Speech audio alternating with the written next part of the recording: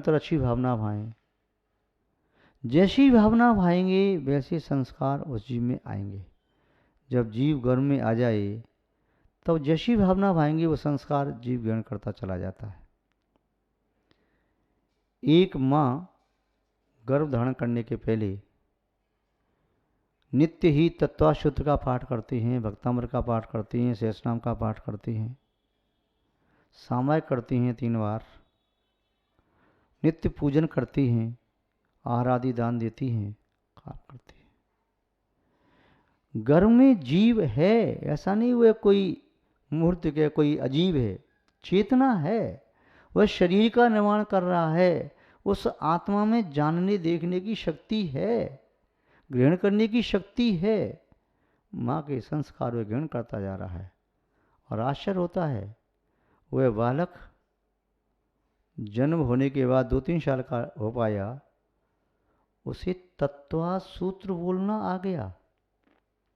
4-5 साल का होते होते सहस्रनाम का पाठ करने लगा।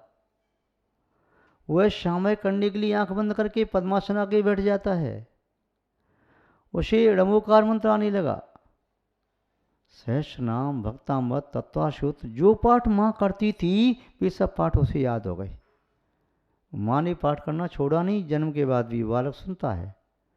वो एक जन्म लेते ही सबसे पहले देखता है कि मैं जो आवाज़ अंदर सुन रहा था कौन सी आवाज़ थी। अच्छा, ये आवाज़, ये माँ की आवाज़, ये मेरा हितकारी है जिसने मुझे अपने घर में धारण किया है। इसलिए बालक सबसे पहले जानता है तो माँ को जानता है, सबसे पहले हितकारी मानता है पूरे संसार में तो अपनी माँ को मानता है। उसकी माँ से उसके पिता स्नेह करते हैं, प्यार करते हैं, तो पिता के प्रति भी माँ के कहने पर विश्वास होता है तेरे पिताजी हैं, तो वह विश्वास करता है, फिर भाई बहन पर विश्वास करता है। तो सुसंस्कार प्राप्त करने की सबसे पहली दशा है, श्रेष्ठ दशा है। कौन सी दशा है? गर्भावस्था। तो गर्भ अवस्था में संस्कार, सुसंस्कार, और शैशव अवस्था में प्यार। जब बालक की शैशव अवस्था हो तो खूब भरपूर लाड़ प्यार देना चाहिए, भरपूर लाड़ प्यार। उसे जितना प्यार मिलेगा, जितना प्यार मिलेगा, जीवन में कभी वह किसी से नफरत कर ही नहीं सकेगा। जिस व्यक्ति को बचपन में शैशव अवस्था में प्यार नहीं मिलता है और वह नफरत घृणा सहन करते हैं, वे बड़े होकर के क्रूर परिणामी बन जाते हैं। जिनका शैशव क्रूरता के साथ व्यतीत हुआ हो तो बड़े होकर के उन्हें क्रूरता ही आती है। वे दया नहीं करते, अपनी माँ के प्रति भी नहीं, पिता के प्रति भी नहीं। और शैशव अवस्था में जिन्हें प्यार मिला है, थोड़ी सी कोई बात घटना घटित होती है उनकी आंखें गीली हो जाती हैं। इतने संवेदनशील हो जाते हैं, इतने संवेदनशील कि दूसरे व्यक्ति को दुखी देखें तो आंखें नम हो जाएं, कोई दुखद प्रसंग सुने तो आंखें नम हो जाएं, तुरंत ही भावुक हो जाते हैं। शैशव अवस्था प्यार पाने के लिए है। यदि बालक बड़े हो गए, उनको खूब प्यार करो, खूब प्यार लुटाओ, संपत्ति पूरी दे दो, तब भी अभी बालक बड़े होकर के तुम्हारे नहीं हो सकेंगे। शैशव में प्यार दिया है तो तुम्हें छोड़कर कभी अलग न हो सकेंगे। तो शैशव अवस्था में प्यार देना सीखो। बचपन में जैसे शैशव के उपरांत बचपन प्रारंभ हो जाता है, शैशव काल जन्म के 3 वर्ष तक, बचपन प्रारंभ हुआ 3 साल से लेकर के जैसे 12 साल तक बचपन प्रारंभ हो गया। बचपन में अच्छी शिक्षा, उसे जो कुछ भी याद करा दोगे उसे याद रहेगा उम्र भर, जीवन भर वो याद रहेगा। कोई भी चीज़ याद कराओ, एक एक क्रिया को वह देखता है। कैसे मेरी माँ धूप लगाती है वह सीखता है, कैसे मेरी माँ हाथ जोड़ती है सीखता है, पिताजी कैसे अभिषेक करते हैं सीखता है, कैसे भोजन करते हैं वह सीखता है, कैसे बोलते हैं घर में वह सीखता है, कैसे बिस्तर लगाते हैं, कैसे बिस्तर उठाते हैं, कैसे क्या करते हैं, हर क्रिया से सीखता है, शब्दों से सीखता है। तो बचपन शिक्षा देने के लिए है। यदि बचपन में शिक्षा नहीं दी, बाद में शिक्षा दी, तो शिक्षा ग्रहण करने से बड़ी कठिनाई होगी, शिक्षा देने वाले को भी बड़ी कठिनाई होगी। क्योंकि 3 वर्ष से लेकर के या मैक्सिमम 5 वर्ष से ले लें, 5 वर्ष से 15 वर्ष से लेकर के यह कोरी स्लेट है, उस पर जो चाहो सो लिखा जा सकता है। शिक्षा उस समय कितनी भी क्लिष्ट शिक्षा हो उसमें दोगे तो ग्रहण कर लेगा, और बाद में पुनः उम्र बढ़ते बढ़ते तो उसका शोषण घट भी सकता है। आगे आती है किशोरावस्था। किशोरावस्था 15 से लेकर के लगभग 20, 22, 24 तक ले लें। किशोरावस्था में उसका निरीक्षण रखो। 12 से 21 मान लो 9 वर्ष, या 15 से 9 वर्ष 24 तक मान लो, तो इस अवस्था में उस पर निगाह रखना बहुत ज़रूरी है। केवल लाड़ प्यार नहीं, शिक्षा के पीछे मत पड़ो, बस निरीक्षण करो उसकी प्रवृत्ति क्या चल रही है, कब क्या कर रहा है, कैसे कर रहा है, मन में क्या चल रहा है, उसे देखते रहो, पूछे तो समझाते रहो, उपेक्षा मत करो, डांटो मत, और ज़्यादा लाड़ भी मत लड़ाओ। तो किशोर अवस्था में उसका निरीक्षण, एक एक क्रिया का निरीक्षण, कहीं गलती करता है तो प्यार से समझा दो, इसे ऐसा नहीं ऐसा करना है। उस समय उसकी उपेक्षा नहीं की जा सकती। जो इस किशोर अवस्था में 15 से 24 तक उपेक्षा कर देते हैं अपने बच्चों की, बेटे या बेटी की, निस्संदेह वे बेटे या बेटी उनके हाथ से निकल जाते हैं। पक्षी के बच्चों की तरह से पिंजड़ा खोला उड़ने सीख गए तो फिर से उड़ ही जाएंगे। तो उस समय उन पर निरीक्षण करना, दृष्टि रखना बहुत ज़रूरी है। पुनः यौवन अवस्था में, यौवन अवस्था प्राप्त हुई तो फिर वो मार्ग का चयन करता है। यौवन अवस्था में क्या करना चाहिए? आत्महित करने के लिए उसे यौवन अवस्था में दीक्षा स्वीकार करना चाहिए, अथवा यौवन अवस्था में माता पिता की सेवा करना चाहिए। यौवन अवस्था में व्यापार आदि धनोपार्जन करना चाहिए। यौवन अवस्था में वे कार्य करना चाहिए जिस कार्य को करने से वह अपना जीवन सफल और सार्थक माने। यदि धन से मानता है तो वह धन कमाए, यदि माता पिता की सेवा से मानता है तो वह करे, यदि परिवार के समृद्धि से मानता है तो वह करे, यदि दीक्षा लेकर के आत्मकल्याण से मानता है तो फिर वह दीक्षा स्वीकार करे। क्योंकि वह अवस्था ऐसी है 24 से लेकर के 36 तक, जिस अवस्था में वह जिस कार्य का संकल्प लेता है उस कार्य को पूरा कर लेता है। बाद में उसके परिणामों में वह बात नहीं रहती। कदाचित व्यक्ति उत्साह से भरा रहे तो अपने यौवन को 24 से 36 की बजाय 24 से 48 तक भी ले जा सकता है। उत्साह के साथ रहे तभी युवा हो सकता है, और कोई व्यक्ति 36 के पहले भी बूढ़ा हो सकता है। जिसका अंदर का उत्साह मर गया हो तो जीते जी मृत तुल्य है। यौवन अवस्था के बाद आती है प्रौढ़ावस्था। प्रौढ़ अवस्था मान के चलें वे 48 से लेकर के 60 तक, और किन्हीं के लिए जिसकी उम्र ही पूरी 60 साल है तो, और काम करते करते थक गया 36 साल में, 38 साल में, 40 साल में, कहता भैया मेरी बस की नहीं रही, तो उसकी प्रौढ़ावस्था 36 से भी प्रारंभ हो सकती है, 40 से भी प्रारंभ हो सकती है, 45 से भी हो सकती है, 50 से भी हो सकती है। तो वह प्रौढ़ावस्था में क्या करे? प्रौढ़ावस्था में तत्व चिंतन, सोचे ज़्यादा, गंभीर बने, प्रत्येक बात का उत्तर शीघ्र न दे। प्रौढ़ावस्था में दूसरे की बात को समझने की चेष्टा करे, स्वभाव का चिंतन करे, तत्वबोध को प्राप्त करे। वे करे कम जाने ज़्यादा।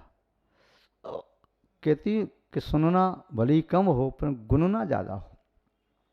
तो प्रौढ़ावस्था में उसमें कुछ गंभीरता आना चाहिए, धैर्यता आना चाहिए, तत्वबोध आना चाहिए, सरलता सहित आना चाहिए, और सजगता भी आना चाहिए, और दूसरों को सहयोग करने की भावना, दूसरों को संबल देने की भावना, ये प्रौढ़ावस्था उसके लिए अनिवार्य है। क्योंकि वह अब बहुत कुछ उसकी बुद्धि परिपक्व हुई है।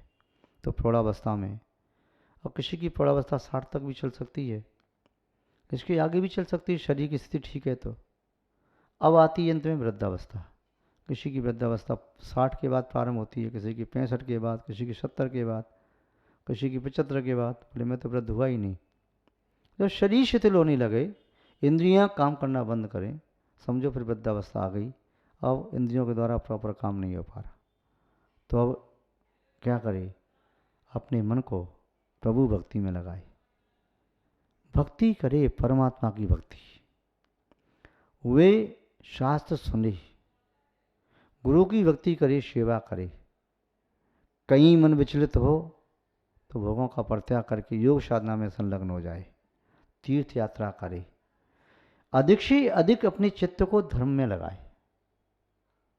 इस प्रकार वृद्धावस्था बढ़ती जाती है तो कहा जाता है वृद्ध ही सबसे बड़ा समृद्ध है।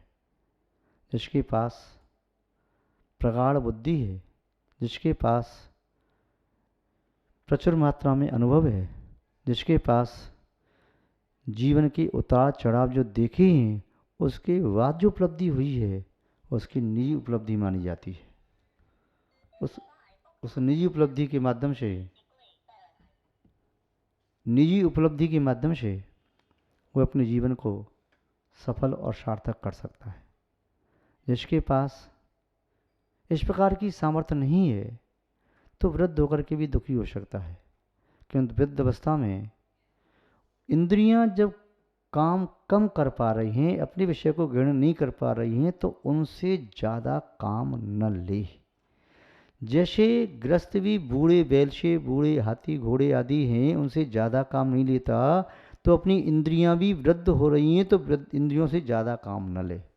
आँखों से नहीं देखा जा रहा है तो ऐसा नहीं कि मैं तो 4 घंटा 6 घंटा 10 घंटा पढ़ूंगा। कान से कम सुनाई दे रहा है तो कम ही सुने, या जीभ से बोला नहीं जा रहा तो कम बोले, या सूंघने की शक्ति नहीं है तो सूंघने का शौक छोड़ दे। यदि शरीर काम कम कर रहा है तो कम ही काम करे, एक स्थान पर बैठे, कोई जोश के काम ना करे, घूमना है टहलना है, बस योगा वगैरह भी ज़्यादा ना करे, शांति से, बहुत शांति, परम शांति। अब क्या है, फसल पकी हुई है, किसान पकी हुई फसल की बहुत सुरक्षा करता है। विद्यार्थी परीक्षा का समय पास आता है तो बड़ा सावधान रहता है, उसे लड़ता नहीं, झगड़ता नहीं, बहुत सावधान होता है। तो वृद्ध अवस्था भी अत्यंत सावधान होने की है। फैक्ट्री में माल बिल्कुल तैयार होने के लिए है, थोड़ी भी चूक गई तो गड़बड़ हो जाएगा। डॉक्टर ने ऑपरेशन किया, अच्छे से ऑपरेशन हो गया, अब टाँके लगा के बंद करना है, कुछ गड़बड़ हो गई तो सब की किराए पानी फिर जाएगा। तो वृद्ध अवस्था बड़ी शांति की और भक्ति की है। अब आती है अंत अवस्था। वृद्ध अवस्था का अंत होने को है, अगली भव की तैयारी करना है, परलोक में गमन होना है। तो परलोक गमन के लिए वह तैयारी करे। क्या करे? सल्लेखना, समाधि सहित मरण। अंतिम समय में भी वह सार्थक कर सकता है पूरा जीवन। एक लंबी रस्सी बाल्टी बांध करके कुएं में डाल दी और बाल्टी के साथ रस्सी भी बड़ी स्पीड से कुएं में जा रही है, किंतु उसने शीघ्रता से अंतिम छोर को पकड़ लिया, 4 अंगुल का छोर पकड़ में आ गया, पूरी रस्सी और बाल्टी कुएं से निकाली जा सकती है। ऐसे ही जीवन के अंतिम 4 क्षण भी रह गए हों और होश जाग जाए, तब भी सल्लेखना की साधना की जा सकती है, तब भी अपने जीवन को सफल और सार्थक किया जा सकता है। तो महानुभाव, जीवन को सफल और सार्थक करने का यही उपाय है कि गर्भावस्था में सुसंस्कार, शेष अवस्था में प्यार, बचपन में शिक्षा, यौवन में दीक्षा या पितृ सेवा, घर का संचालन, प्रौढ़ावस्था में तत्वबोध, गंभीरता, विचारपूर्वक परिवार का संचालन, मित्रों के साथ रह कर के समाज की सेवा आदि, वृद्ध अवस्था में प्रभु भक्ति, गुरु सेवा, तत्व चिंतन और अंत समय में सल्लेखना पूर्वक शरीर का परित्याग। इस प्रकार करने से जीवन सफल और सार्थक होता है। आप सभी लोग भी अपने जीवन को सफल और सार्थक करें। जितनी अवस्थाएं आपकी शेष रह गई हैं उन अवस्थाओं में कार्य करें, और यदि वंश वृद्धि करना चाहते हैं तो गर्भावस्था से संस्कारों का क्रम रखें, तभी आने वाले जीव का भी जीवन सफल और सार्थक हो सकता है।